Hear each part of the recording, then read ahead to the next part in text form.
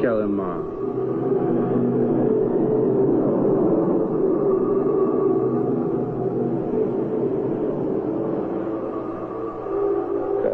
Stones in the north resisted with all their might to prevent the dead from entering their bowels.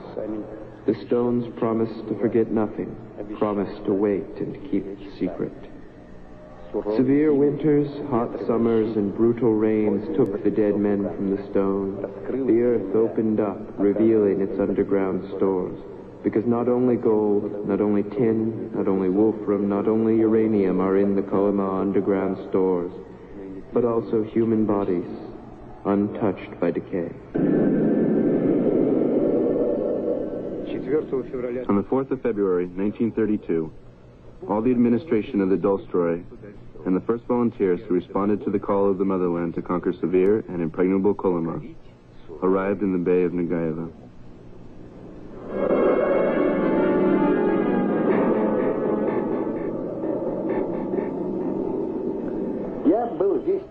I was really imbued with Jack London's stories, and in those brutal times, in 31, when neither in the provinces nor in the city was there any place for romantics or beauty. You couldn't come to terms with yourself. It was quite natural that I longed for some far-off and more interesting places. So it happened, I managed to get to Kolyma. I was 20 at the time. Trenin Lev Mikhailovich, born in 1911, lives in Kolyma since 1932. Topographer civilian. Well, there had already been a prisoner's camp there, but we did not notice it.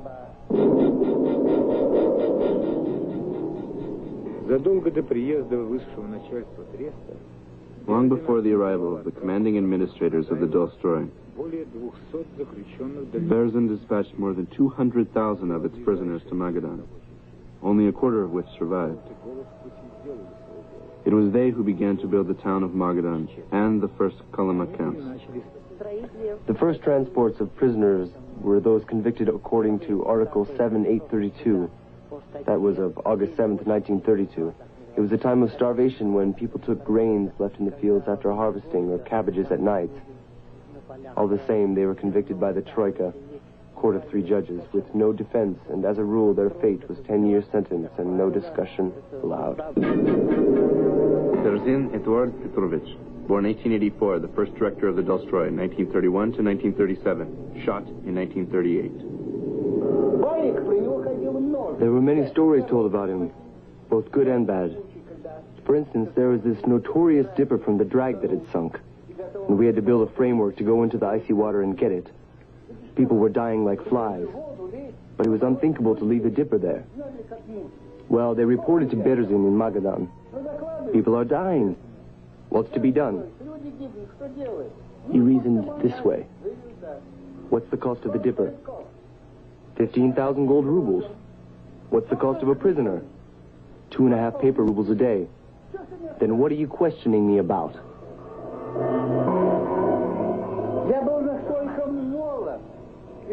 I was so young and foolish. I thought if they were prisoners, it meant they were criminals and deserved all that, you see. Well, you understand our attitude.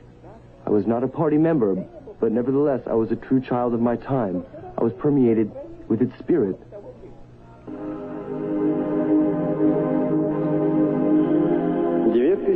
The central Kolyma route stretches and meanders for 2,000 kilometers. All the route was built with hacks and spades, wheelbarrows and augers.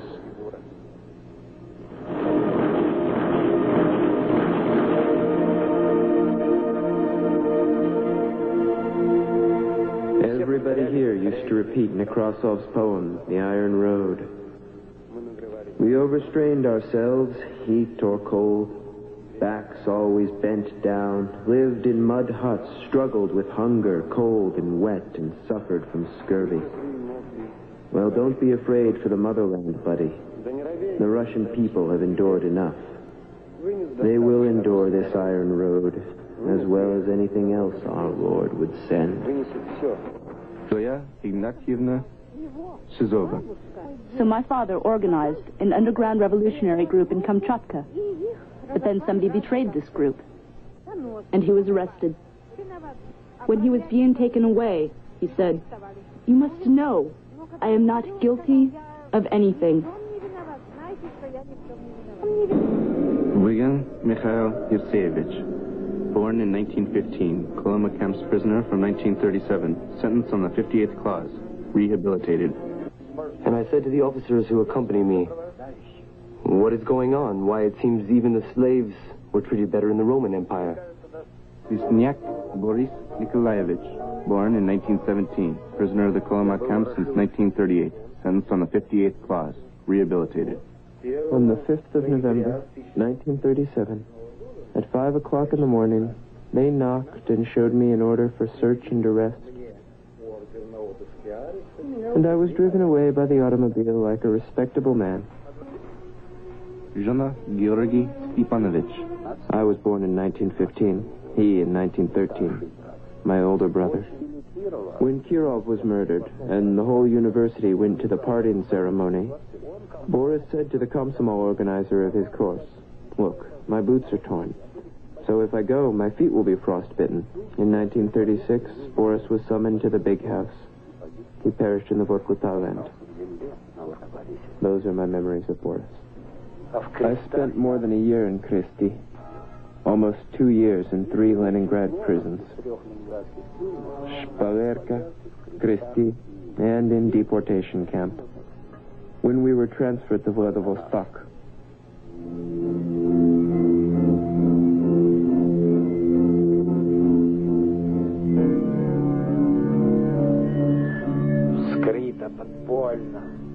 People were transported secretly.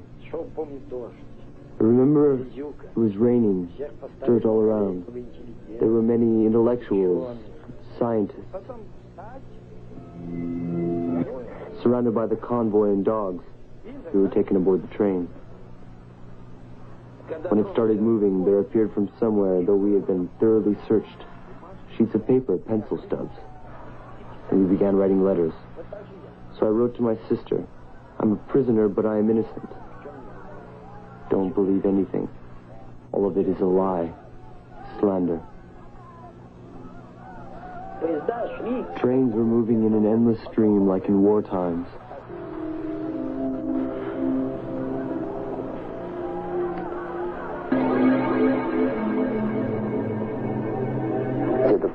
I'll never forget this trip to the Kolyma, to the Nagaevo Bay, on board the ship Jurma.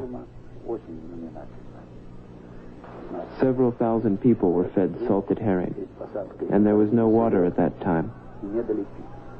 The loading went on for more than 12 hours, and then the ship pushed off. They simply forgot to give us water.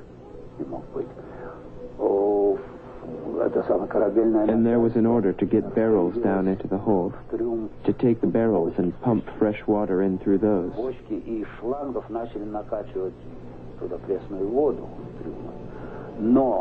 But there were many common criminals among us, and they cut the hoses with knives and razors. They pressed their lips to the cut, and the water poured down their clothes, while others pressed against them like leeches. There was a terrible commotion, and they couldn't distribute the water. When the captain ordered the water pumped right into the hold, we were flooded up to our ankles. Everybody had enough water, and the result was dysentery. 700 to 800 prisoners remained forever in the Sea of Okhotsk. Half the transferees. And as soon as we disembarked, they divided us up and marched us to work. A wheelbarrow, a miner's hack, and a spade. There were 12-hour shifts, sometimes 14, 16 hours. It meant that a man could hardly survive a year. Hungry, cold, sleepless people worked for 12 hours trying to do an enormous day's work. And one's rations depended on his task. The main perk wasn't victuals, but a ration of bread. There was a saying, a big ration is a killer, not a small one. That is, those who wanted to get more worked themselves to death. Mirsonov Mikhail Prokofyevich. I was sentenced to 10 years of confinement and 5 years of disenfranchisement. I was found guilty of belonging to the wrong class. I was sent to mines, to Verkhny, to Gorky, where people died of exhaustion from incredibly hard labor. There was great discord in the Kolyma camps. The professional criminals, they would slash a man to death on the spur of the moment. Lukin Ivan Ivanovich, born 1906, lives in Kolyma since 1933. Engineer, civilian, and honorable citizen of Magadan. Every night we were listening for knocking at doors. We lived in barracks. There were many rooms. And when you heard knocking at the door, it meant somebody was being taken. The annihilation of party men on the part of other party men was one of the main principles of murder for the Stalinist times. And they, in their turn, were annihilated by the new third wave of murderers. Berzin was arrested in 1937, and he perished, having committed murders himself for Stalin. Soviet propaganda of the time was used to affirm, enemies of people are being re-educated by labor behind barbed wire. My father agitated for the Soviets. He used to say that we would live a much better life and would have everything. Then everybody voted for the Soviets. After the gold had been discovered, they needed cheap labor. Then the prisoners appeared here. Father worked at the Northern Caucasian frontier at USSR Customs. Mother was a dentist. I was a student at the Moscow Medical Institute. And there was my sister, 13 years old. This was our family. And on the 25th of November, they arrested my mother. Well, Father was not arrested. He committed suicide. My sister was alone. And in the middle, our mothers, all dressed in quilted jackets and heavy boots. They were coming towards us. And neither convoy nor dogs could hold us. We rushed to each other. It's impossible either to forget or to speak about what followed. The professional criminals were made our commanders. Before the day began, the commanding trustees used to read out, according to the decision of Troika, the Court of Three, for sabotage and economical counter-revolution, the following prisoners are sentenced to be shot. The sentence was executed, and every day some 70 to 80 men were sentenced. We were taken to the barrack. The door was opened. There was a terrible stench. I found myself standing close to a nearby stool. We were all standing so close that if a man died, he remained standing. There was no place to fall down. There was one investigator, Radchenko. He used to aim with his boot at my belly and below. But nevertheless, I signed nothing. Still, I got an additional sentence for the economic sabotage manifested in breaking a wheelbarrow. 10 years. In a solitary cell, in the corner, near the ceiling, they hung a tin pail with a very small hole. They filled it with water, tied her hands, and she had to stand in the corner with drops of water falling on her head. And then we were herded to a bus. Oh, it's hard for me. Savoyeva Nina Vladimirovna, born in 1916, has been on Kolyma since 1940, a doctor voluntarily enlisted. They found a letter to Stalin in his pocket. It said, "I can't live anymore after what I saw. I know him to be the most honest man. It was a misunderstanding. Save him, help him. I leave this life, for I cannot guard my own father." Vasilyeva Ludmila Nikitishna, born in 1918, was on Kolyma from 1938 to 1952. It was unbearable. They made us, the women, wash the gold. Once we were given cigarettes and sent into the mines. suddenly I saw the people, like skeletons. They would move, fall, rise and fall again. There was a rule that if somebody carted so many wheelbarrows, they would receive a cigarette. 12 months a year, it's winter. The rest of the time, it's summer. By November, it was already 40 degrees below zero. There was a rule work was to be canceled if the temperature was lower than 50 below. But none of the inmates ever saw a thermometer. It was the authorities outside the barbed wire who decided what the temperature was. So he didn't really beat me. Simply held my legs against the burning stove. It's the commander. He took me with him through Kolyma from camp to camp. I knew this man to be a fanatic. He never spared himself. He sacrificed himself for the sake of the gold extraction plan. He always said that one day of the war's expenses could be paid for by one working day in Kolyma. It was the war. Tin minerals were being extracted from Kolyma for the country's war industry. The extent of the war effort in Kolyma was creating good living conditions for the guards instead of preparing barracks for the frost, or providing the camp with provisions and warm clothes. He needed strong manpower there to fulfill the plan and to give the state the additional kilos of gold. I had already become a skeleton. My body was covered with scurvy ulcers, and every movement caused me pain. Kovalov Vasily Ivanovich, born in 1930, a Kolyma inmate condemned under Article 58. They arrested me on the 26th of October. They wouldn't bring an accusation against me until December. In the meantime, they beat me every day. Popova Lubov Alexandrovna, born in the Kolyma camp in 1941. If the Germans captured a city somewhere, the atmosphere became gloomy. If Soviet troops beat the enemy, we had a celebration, and we were even given food. My father was sent to prison. When my mother visited him in the prison, she was told to gather a certain amount of money, and then her husband would be set free. And she brought it to the prison. They told her, "Your husband has been shot." The front needed soldiers, and no new convicts entered the camp. Those there had to work hard. Besides, there was a shortage of medics. They were glad to find anybody with even a little knowledge of medicine. And I had been a student at the medical institute.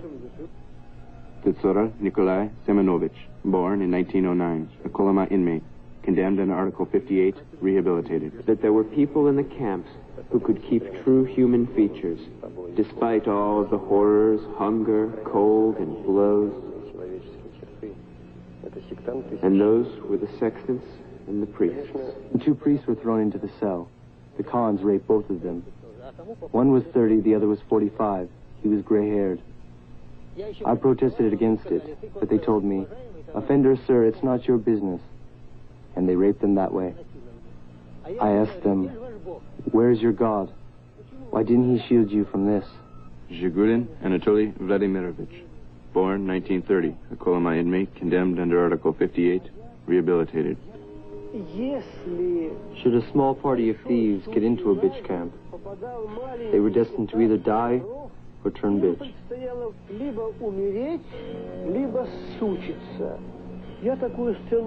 I watched the following scene. Everyone was lined up. The chief was sitting in a chair under a pole. Attached to the pole was a rail used to signal the guards.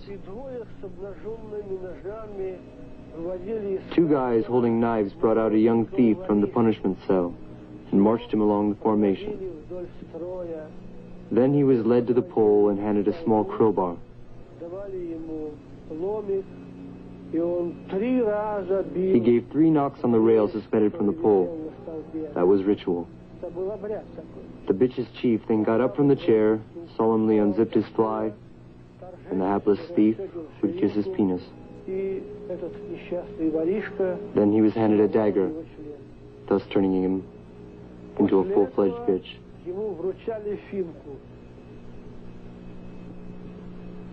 Then he was supposed to kill some of his old mates.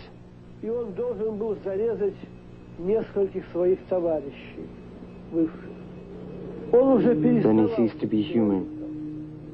There was the entire formation standing. Mujiks, spoilers, friars. Then there was him. keeping mum before them, with all feeling ashamed. I thought then, I'd rather die. There was an uprising against the common criminals. They were killed the same way as in the movies, only the common criminals. Solovyov Sergei Dmitrovich, born in 1916, Kolyma inmate condemned under Article 58. I was sentenced to 25 years of prison by a martial tribunal.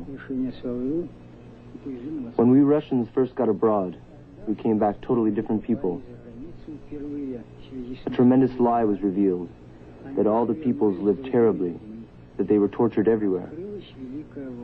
This lie was meant for idiots alone. The Russians began to develop new ideas.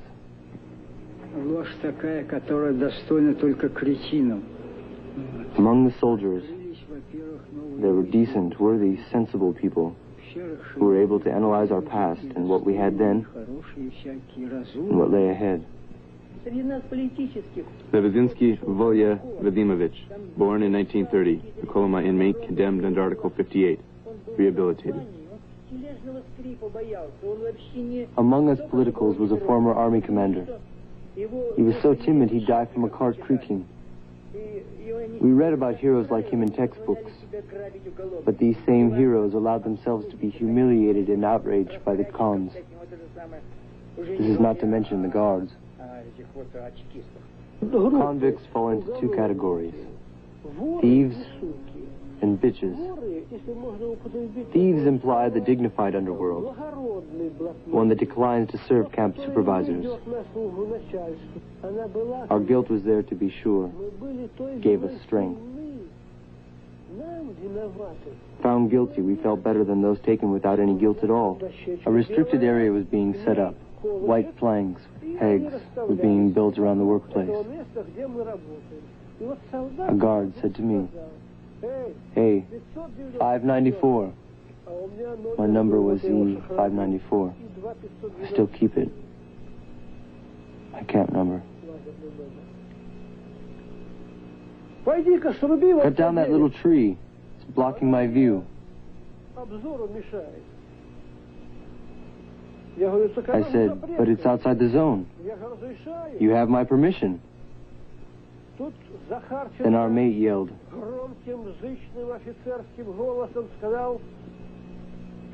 "Zhigulin, Raevsky, don't go. All team, lie down on the sleepers between the rails. Don't obey the escort's orders. He wants to kill you." My friends and I wanted to escape. They perished. And I found myself in the zone. It was impossible to flee from Kolyma. I was beaten, kicked by a soldier's boots. My ribs and teeth were broken. I understood that there was an underground organization in the camp. As for me, I had always dreamed about escape. This thought was always in my head. They explained to me they'd set the camp free. I gave my consent and joined them. We waited in the permafrost and darkness. They were looking for us for a long time. The mine didn't work for a month. They poisoned us with gas, but we had medications, food, knives, grenades, and guns. We tried to go outside, but there were soldiers everywhere and had to spend 24 hours hanging onto the overhead cable.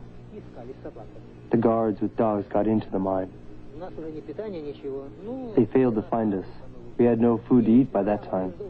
We went outside. We passed the watchtowers. The whole area was lit. If they saw us, I was to throw a grenade.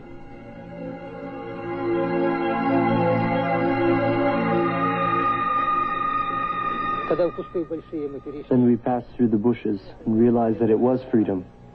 Could you imagine? We never believed it was possible to escape, not only from the mine, but from the hands of the KGB.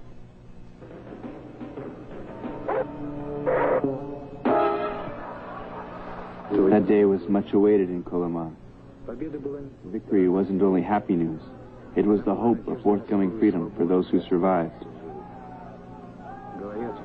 They said, whoever wasn't in prison during the war didn't see the worst of it.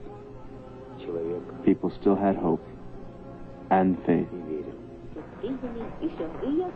Minka Yelena Semyonovna, born 1926. A Kolyma inmate condemned under Article 58. Rehabilitated. Suddenly, on January 17th, the door flung open, and in stepped 3 men, stripes on the sides of their uniform trousers. I instantly realized these were office holders. My heart said, they've come to get me. At the pier, men were loaded into one hold, women into another. Female thieves were grouped together. They had razors and used them. Clothes were taken away, and gold teeth were knocked out with spoons. Suddenly there was a knock on the partition. A knock with an axe or a crowbar from the other side. The blows were getting stronger. An ellipse-shaped hole developed, and a mob of hooligans streamed in. They grabbed the women and dragged them onto the plank beds. They screamed, of course. The very sight of them and the onslaught were horrendous. We bunched by the gangway. A virgin, I was horrified.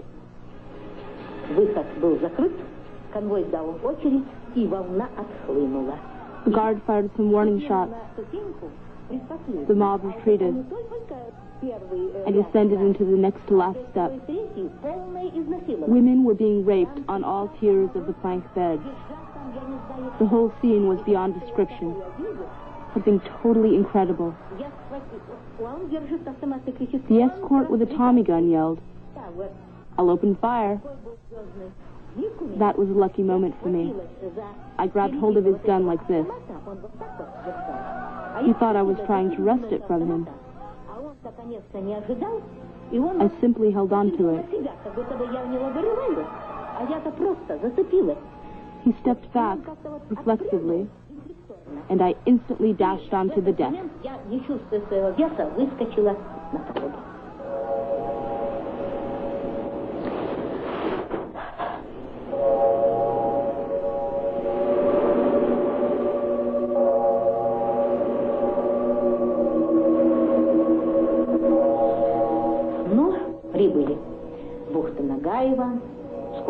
Nagaeva Bay, our place of destination, at long last.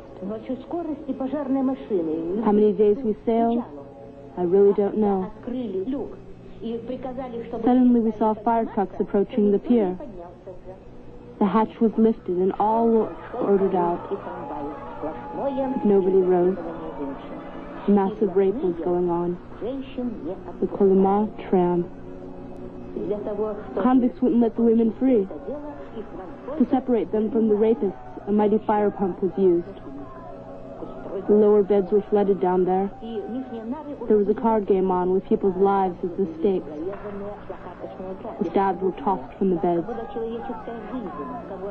Dead bodies and human wastes were seen floating around. Boat hooks were used to fish the bodies out.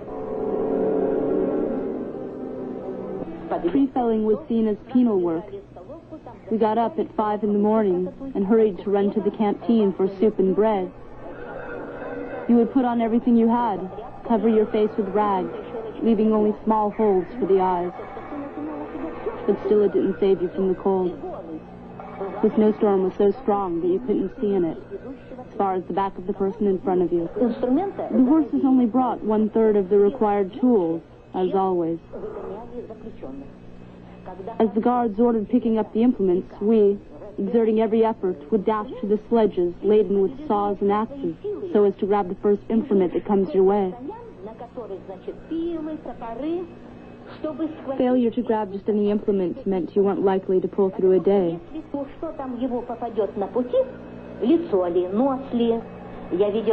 I saw how a young woman's nose was sawn away.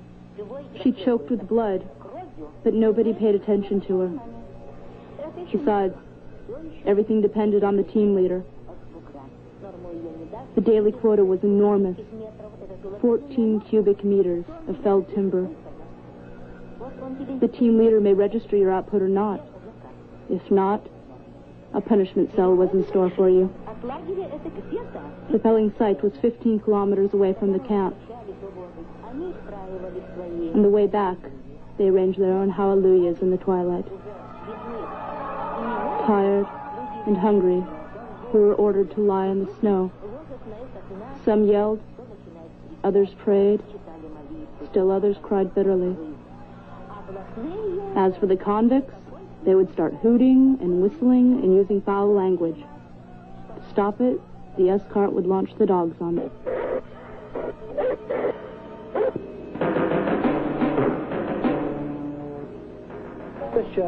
Then there were the bitches. They were the team leader squealers.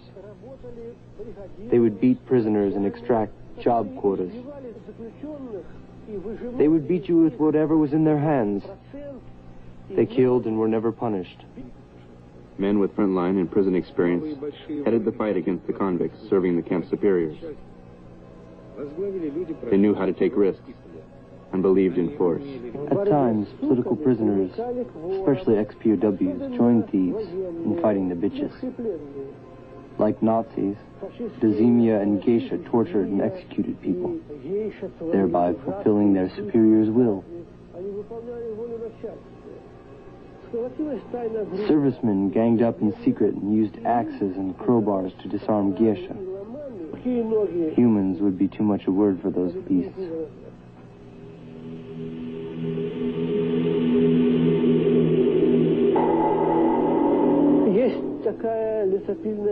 There was a special machine to cut square blocks.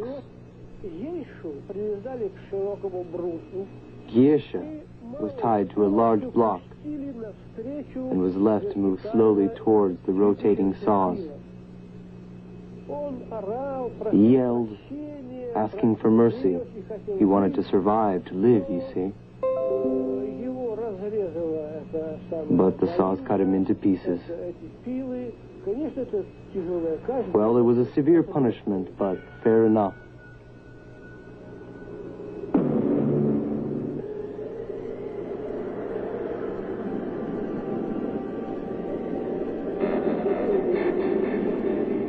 The news of Stalin's death caught me at Batugachak camp. We worked and thought, has he already kicked the bucket? Guys in the zone said, not yet, but he will shortly. God be thanked. When he died, the mournful music was played and we all started embracing each other like on Easter. All without exception, regardless of nationality. The superiors didn't know what to do. They had no instructions in the event of Stalin's death. The zone donned red flags. But mournful ribbons were not to be seen. There were many immigrants from Harbin, from France, from Eastern Europe. They all raised Russian flags. The Lithuanians raised yellow, green, and red flags. The Ukrainians raised the yellow-black standard. People rejoiced, although the practices remained the same. The thaw in Kolyma went on and on.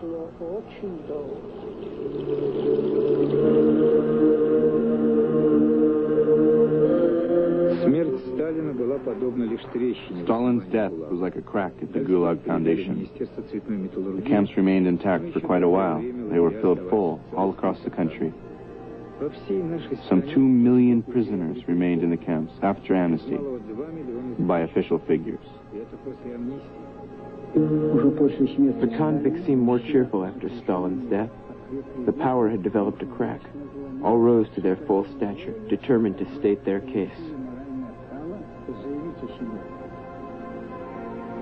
The ball was set rolling after a convict was wounded one day. No one in the zone would show up for work. It was a mutiny against Soviet power. The machine was no longer that tough. Our attitude towards it altered dramatically.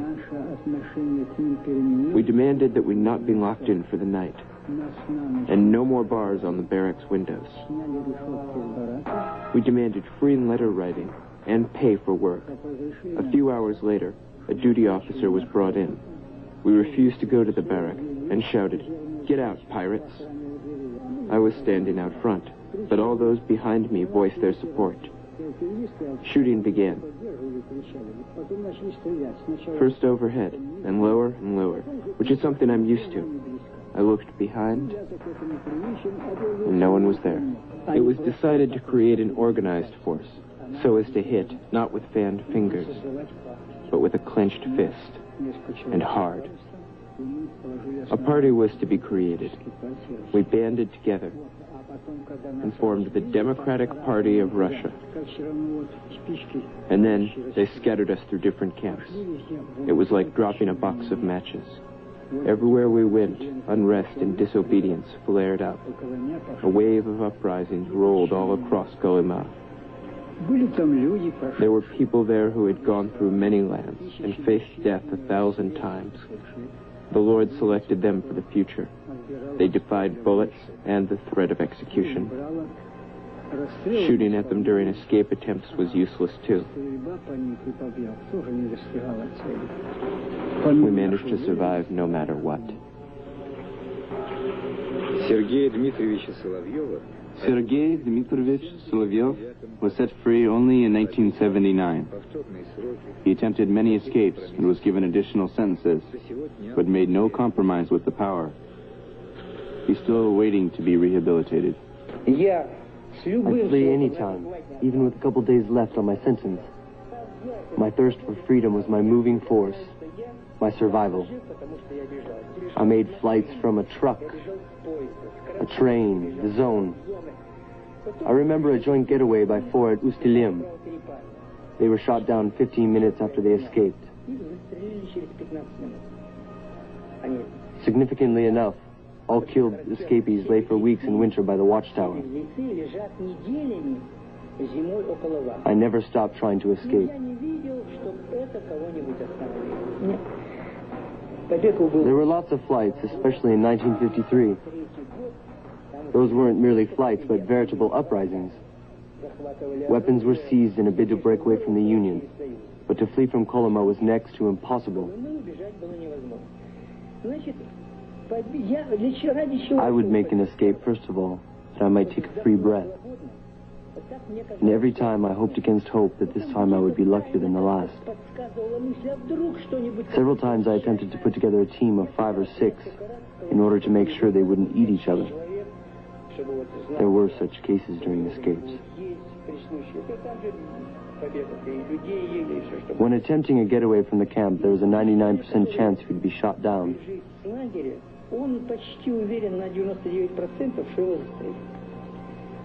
When planning an escape, you'd always get food ready. Once there was a rainfall, and as a result, there was a big ditch. We had 3 minutes to decide whether to run or not. Without hesitation, we both jumped into the ditch. I found Seryoja, and then we dashed into the tiger. We went out onto the road, and we were short of foodstuffs. I never killed, but I needed something to eat. We were spotted, and we tried to flee, but pursuers with dogs overtook us. The dogs had gold teeth. They'd had gold teeth put in. They caught us after 3 days. There were 3 of us, and the guards fired point blank. I got 3 bullets in the back. 2 of them were removed in 1973. The guards were so lazy, they carried us to the road post to be picked up later. Car drivers witnessed the shooting. The guards left us to go drinking. They were rewarded for killing escapees. Drivers came up to us. They noticed I was still showing signs of life. For 20 days, they took care of me, so I survived. I decided to write a complaint to the United Nations regarding our entire communist state. That was in the year 1955. So I wrote a statement of grievances from Vasily Kovalyev, a builder of communism, a political prisoner, and eternal slave.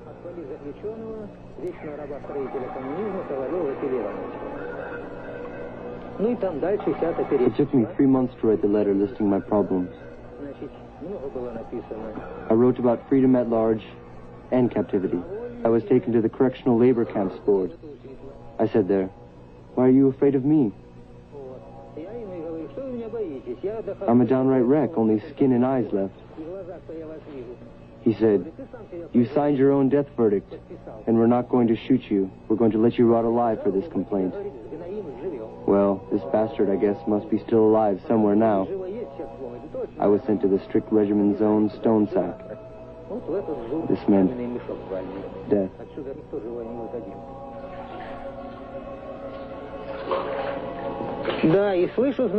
So I heard the outside door open, and a dog's breathing. I didn't think they would set it on me, but they let the dog through the doorway, and the beast jumped on me.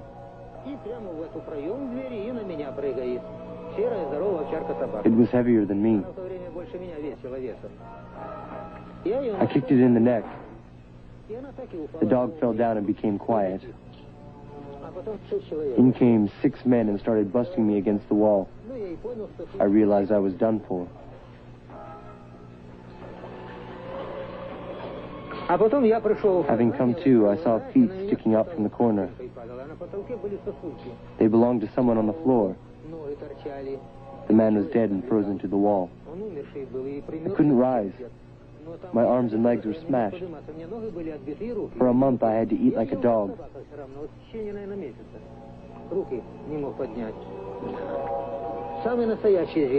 They were real beasts, worse than Gestapo men.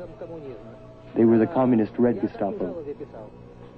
Hatred for the Soviet communist regime was the only thing they couldn't wrest from me. They took my freedom and everything else except this hatred. I hated them with my eyes, my thoughts. I'll keep hating them even into the beyond. To our brothers and sisters killed wantonly, now reposing in unmarked graves in the chilly Kolyma, may your memory live forever.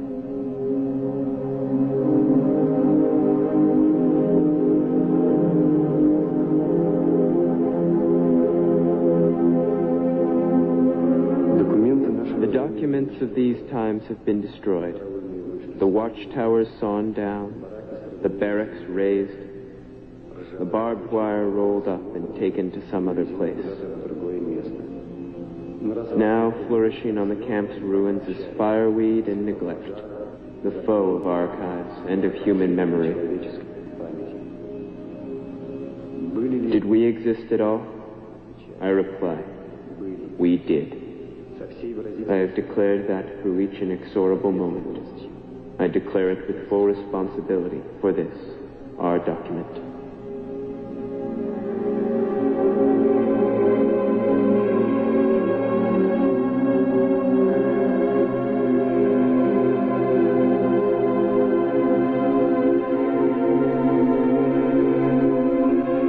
Screenwriter, Kirill Nikolaev. Director, Mikhail Mikhaev. Cameraman, Andrei Andreev. Sound, Natalia Solomonik. Composer, Dmitry Pavlov. English text and translation by Anatoly Antohin and Gwendolyn Womack. Voiceover by Daniel Kleinfeld, Liz Hilliard, Sven Holmberg, Brett Levy, and Oleg Kulikovich.